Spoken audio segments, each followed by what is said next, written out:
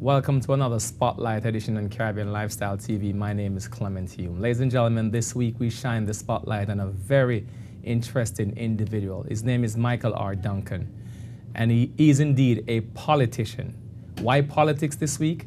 On September 15, 2009, ladies and gentlemen, there's going to be a very, very important election taking place right here in the New York City tri-state area, and we are urging you, ladies and gentlemen, to vote on September 15th. Mr. Michael Duncan, welcome to Caribbean Lifestyle TV. It's good to have you here, sir. Thank you very much. Now, politics. Why politics? To be straight, I'm not a politician. I'm not aspiring to be one, and I hope never to be one. However, since politics do affect our lives, we feel that we, the grassroots individual, grassroots activists, must get involved and control every aspect of our life. So I like to consider myself a community activist, a grassroots activist, more so than a politician. On September 15th, you're running for the 31st District City Council. Yes. Why are you running? Being an activist in my community, I have seen so many things, from advocating for the youth on the street, the youth in the school, looking at the issues in my community, be it foreclosure that has just devastated my district, looking at people losing their jobs. And you have to wonder and ask yourself, what can I do? Organizing against negatives being brought in your community, for example, a prison. And when we ask the politicians to get involved, they don't get involved. You've been involved in the Queens Southeast District since 1995. Right. Why did you get involved?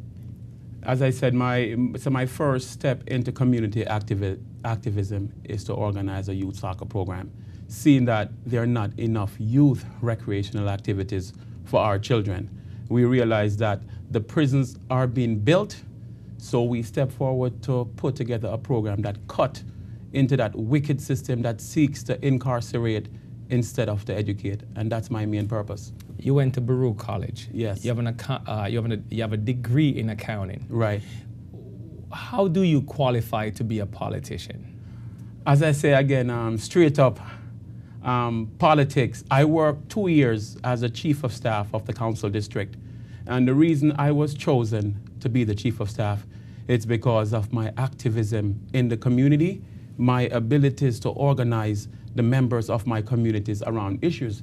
That council person see fit into hiring me as his chief of staff, believing that I would serve more as an organizing force for the district, where I could help him get control of the council district. Now, if I'm looking for someone to vote for on September 15th in the 31st District in Southeast Queens, give me 2 good reasons why I should choose Michael Duncan. One, because I'm a leader from the people, and I'm coming with a plan. I'm coming with a concept called the Each One Support One concept, which I got out of the Marcus Garvey movement. Purpose of that concept is to build back, to solve fragmented communities' problem. That's one.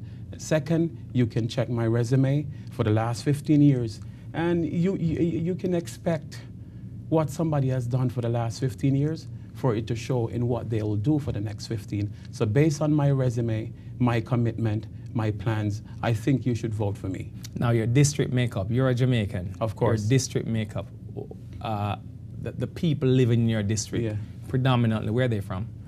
But I would say my district is separated into mainland Queens and the Rockaways. Mm-hmm. Laurelton, Rosedale, Springfield Gardens consist of roughly 60% Jamaicans. On the Rockaway side, we have roughly about 20% Jamaicans living in that district. So if Jamaicans do come out, I'll definitely win this race. Now, a few moments ago, you mentioned the Marcus Garvey movement. Yes. And some will say if you're not a part of the process, you cannot be a part of the solution. Right. Is that partially one of the reasons why you got involved in your community? Because of? Because of the fact that you wanted to be a part of the process so you could be a part of the solution? Of course, of course, of course. But see, I learned from the best. You mentioned Marcus Garvey, and Marcus Garvey rightfully asked a question roughly 90 years ago: where's our kings and our kingdom? Where's our government? Where are our people of high places?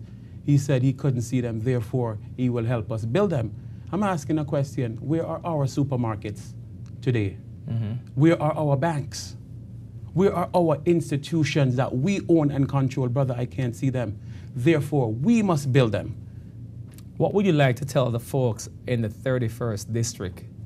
What would you like to tell them about Michael Duncan, and why is it important for them to come out and vote on September 15 for you? The key thing, my friends, I'd like to tell you, we're lacking leadership. And when I say leadership, I mean leadership from the ranks of you and I. Leadership with vision and ability, but most importantly, leadership that is fair. Leadership that can bring out a solution in the community, that can rise up from where we are. What I'm bringing is a unity, a sense of unity that can finally organize the civic associations, the black association that are the cornerstone of our community. We have seen it where I have organized around the schools, organized around the hot sheet motels, organized around the prisons to stop these negatives in our community. We need an organizing force, and that's what I'm bringing. Some 15 years ago, you revived a youth soccer league in Rosedale, Queens. Speaking of community, do you think us as African people living in this great city, New York City, do you think our community build-up is correct? Of course not. But I don't think it's correct, because we don't control anything in our community. Take, for example, the dollar. We spend the dollar at 9 o'clock in the morning, brother, the dollar leaves by 5. We have to stop that. We don't control the recreational program. We don't own community centers. The makeup is just not right. But we have to blame ourselves, because we have to keep these politicians honest. We have to keep the powers that be honest. A person like me, when I started running, people told me that with your mentality, Mike, if you go with that mentality, you will definitely lose, because people don't elect grassroots activists. My thing is that the powers that be, I'm not asking for their support, and I'm not expecting their support. And even if they give it, I wouldn't accept it, because you can't serve two masters. However, I bring my plea, I bring my case to the power that should be. How visible are you? How visible will you be? And how accessible are you, and how accessible you will be if you are elected? Well, as I said, the last 15 years shows how accessible and visible I am. And as the councilman, I will be very much visible in the sense that I'm going to put together a community service board of 20 people. And the purpose of this board is to give people the freedom to contact, to communicate with, to have accessibility. And that's what I'm going to use as my springboard, to listen to the people in the sense that no budget decision will be made without speaking to the people. What motivated you to get involved in this election?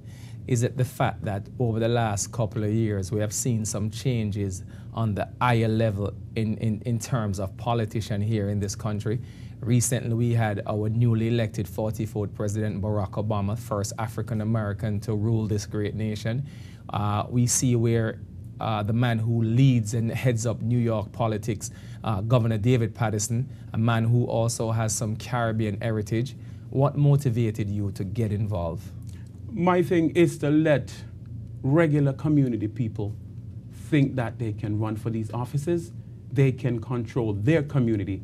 I helped with the Obama campaign, and I saw that the powers that be, to a certain extent, would not support him. And we have to let people believe again. We have to let people trust in government again, trust in their representatives. Being a person of this caliber in my community, I feel that I could make that difference. And that's why I choose to run. Okay, the floor is yours. Yes. September 15th is fastly approaching. Talk to your district. Tell them to come out on September 15th. It's your call. People, as I'm saying, is that I'm bringing my case to you. I have spent 15 years in this district. I have organized the youth soccer program. I've protested and organized around the prisons, the suspension center. I engineered the hot sheet motel where I took the city to task. I'm just your servant. I am here to serve you, my friends. Only thing, no matter the ideas that I may have, I cannot do it without you. So I'm asking for your support. I'm asking for your vote. I'm asking for you to let us build a community that the rest of this country will use as a platform to judge. But I say to you, I have looked at the great system that Marcus Garvey built in the 1920s. I have looked at Black Wall Street, Tulsa, Oklahoma, 1928 to 1935. Brothers and sisters, I believe what man has done already can be done again. Vote Michael R. Duncan. We can organize. We can reach our true values, our true principles, and our true belief. Let's unite. Let's organize. Thank you. This week we shine the spotlight on Michael R. Duncan, a true politician. On September 15th, ladies and gentlemen, he's asking you to come out and vote. Thank you very much.